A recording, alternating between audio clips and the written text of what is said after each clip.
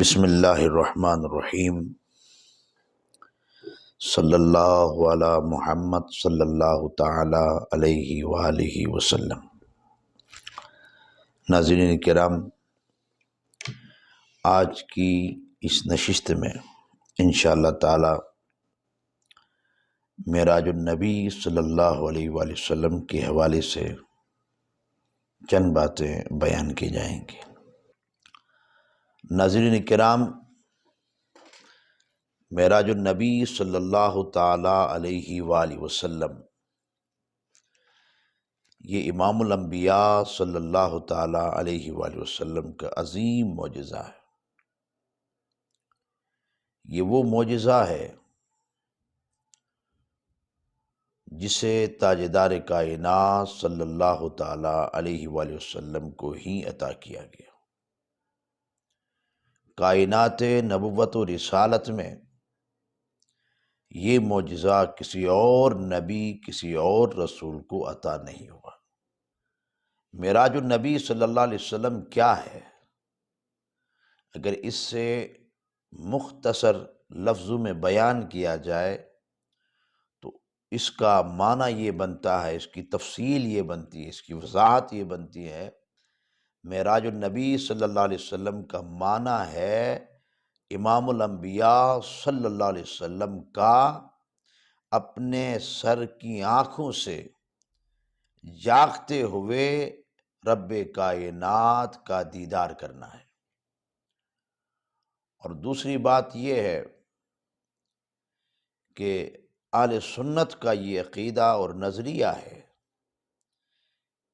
کہ معراج النبی صلی اللہ علیہ وسلم یعنی آقا علیہ الصلوۃ والسلام نے جو اللہ کو دیکھا ہے وہ خواب میں نہیں دیکھا ہے، بلکہ اپنے سر کی آنکھوں سے جاگنے کی حالت میں دیکھا ہے۔ بہت سارے لوگ کہتے ہیں کہ یہ معراج روحانی تھی، جسمانی نہ تھی، لیکن علماء کا اس بات پر اجماع ہے کہ معراج النبی صلی اللہ علیہ وسلم آقا علیہ الصلوۃ والسلام نے رب کائنات کا دیدار روحانی طور پر خواب میں نہ کیا ہے، بلکہ حالت بیداری میں کیا ہے۔ اس کی سب سے بڑی دلیل یہ ہے کہ جب آقا دو جہاں صلی اللہ علیہ وسلم نے واقعی معراج کو کفار کے سامنے بیان فرما دیا تو انہوں نے اعتراض کیا، انہوں نے معاذ اللہ تاجدار کائنات کو جھٹلانے کی کوشش کی۔ اگر حالت خواب میں ہوتا، روحانی طور پر ہوتا تو قابل اعتراض نہ ہوتا، اس لیے کہ خواب میں انسان تو بہت کچھ دیکھ لیتا ہے۔ تو کفار کا اعتراض کرنا اس بات کی دلیل ہے آقا علیہ الصلوۃ والسلام نے جو واقع معراج ان کے سامنے بیان کیا تھا وہ یہ بیان فرمایا تھا کہ آپ کی معراج روحانی نہیں ہے بلکہ جسمانی ہے۔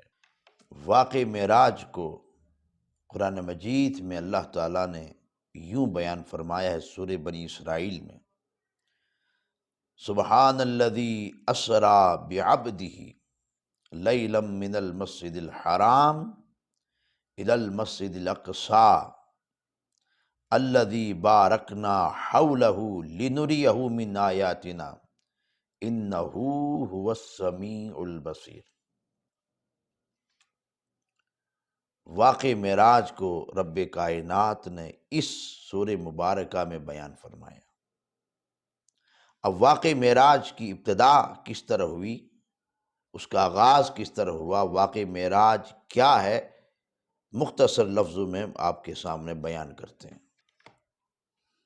حضور صلی اللہ علیہ وسلم ایک رات خانہ کعبہ کے پاس حتیم میں آرام فرما رہے تھے۔ جبریل امین حاضر خدمت ہوتے ہیں اور خواب سے بیدار کرتے ہیں، اور بیدار کر کے اللہ رب العزت کا ارادہ اور منشا آقا علیہ الصلوۃ والسلام کو بتاتے ہیں۔ پھر سینہ مبارک چاک کیا جاتا ہے اور قلب اطہر میں ایمان و حکمت سے بھرا ہوا تشت انڈھیل دیا جاتا ہے۔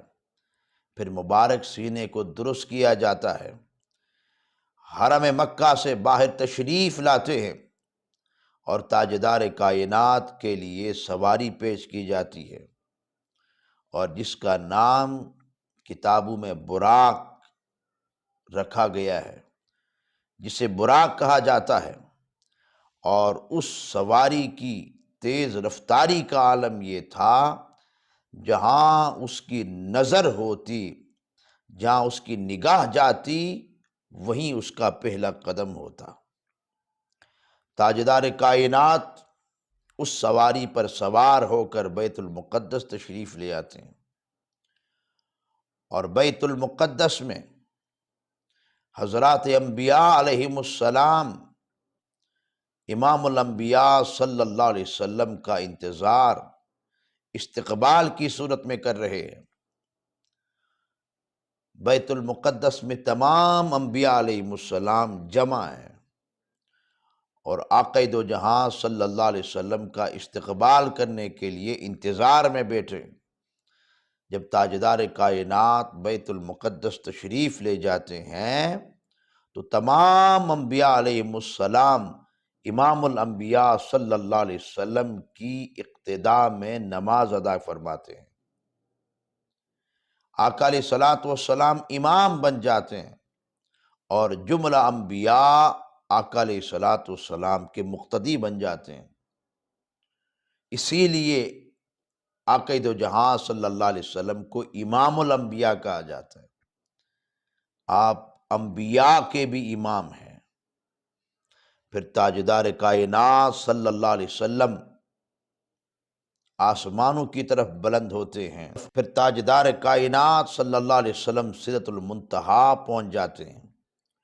وہ سدرۃ المنتہا جو انوار و تجلیات کا مرکز ہے، تاجدار کائنات کا سفر وہاں سے بھی جاری ہوتا ہے، وہاں سے آگے جاری ہوتا ہے، یہاں تک کہ اس مقام تک پہنچ جاتے ہیں، اس لامکان کی بلندیوں کو چھو جاتے ہیں، اس لامکان تک پہنچ جاتے ہیں، اور وہاں پہنچ کر رب کائنات کا وہ قرب نصیب ہوتا ہے، اللہ کا وہ خاص قرب عطا کیا جاتا ہے، جسے قرآن مجید میں رب کائنات ان الفاظوں میں بیان کرتا ہے: ثم دنا فتدلی فکان قاب قوسین او ادنی۔